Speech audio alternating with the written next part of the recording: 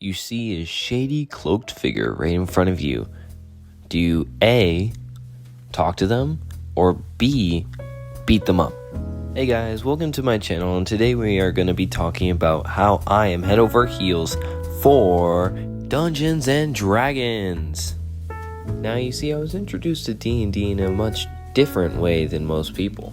Sagard! A ripped 16-year-old trying to prove that he's a man to the tribe by beating up monsters and beheading them and giving them as prizes. And you see, my love for this game is great because I was introduced at 8 to 9 years old, making it a core memory.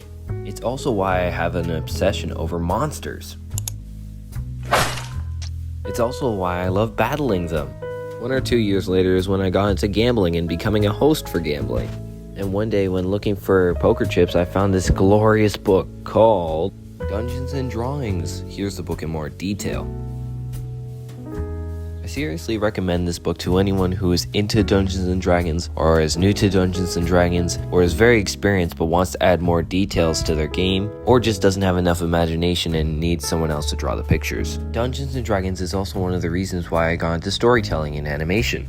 And you know, sometimes I'm a host too. I just casually hold my friends up to gunpoint and make them play forever and ever and ever. Well, that's why we have the amazing adventure of Dona in the first place. But on a serious note, the range for D&D is super small, and you can't really find anyone who really enjoys it unless you have that small group. That's why I love high school so much, because it's so much more social and so much bigger than middle school or university. Like in the first week of high school, I already made a friend, let's call him Fufu, who introduced me to Dungeons and Dragons in his D&D group. We actually now play one day every single week.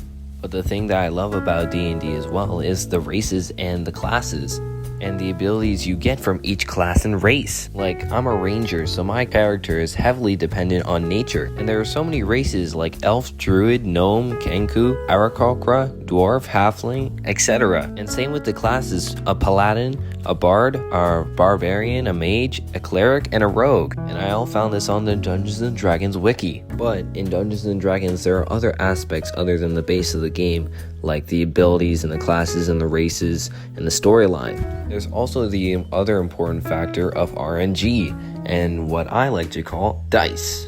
Oh, my horrible luck with the D20. There are multiple different type of dice with different amount of sides: the 20, the 12, the 10, the 8, the 6, and the 4-sided dice, all coming in different sizes or colors. There are big dice and small dice and modified dice, and you can even have a dice lamp if you wanted to.